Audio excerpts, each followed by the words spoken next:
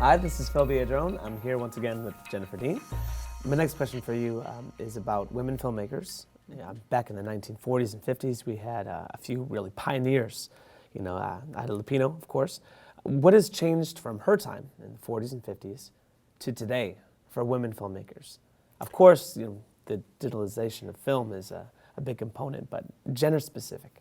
I think that there are more opportunities for women, and women don't have to sort of hide behind their femininity.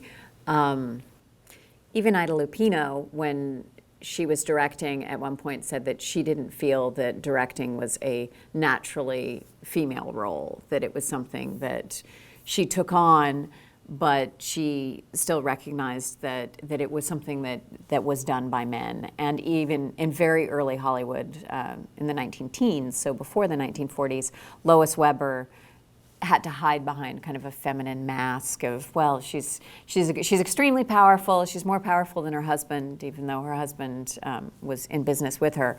But she's still the perfect feminine domestic. She can do everything domestically, and you have these great articles of her as she's just as at home in the kitchen as she is behind the camera. And you think that's less? And I think that's less of an issue today. Okay, I mean, sure. now you certainly have somebody like Catherine Bigelow, who's taken what is traditionally a male genre and succeeded with it. I think that we are getting past the idea that something is something that a woman should do or something that a man should do, and the realization is coming that something that's stereotypically feminine and stereotypically masculine, all those traits can be helpful in directing, but they don't have to be applied to a male or a female. You can be a man who's great at art direction, and you can be a woman who's great at cinematography, and you can carry that camera now. It's not that heavy.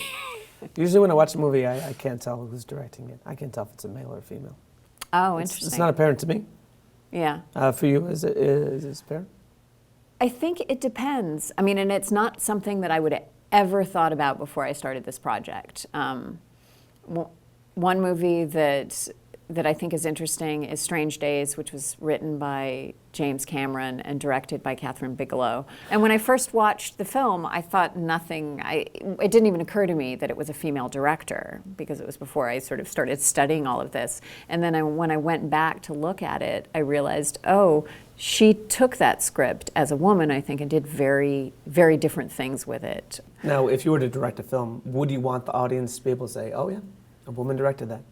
Or would you want it to be, it could be anyone? Right. I mean, I think ideally we should get beyond, I mean, everybody brings different things to a picture, and it shouldn't, the sort of ghettoization that occurs with women or other groups, minorities or other groups that aren't traditionally represented in white male Hollywood. Like, it shouldn't matter. The movie should be based on its merits. Well, thank you. I definitely learned something.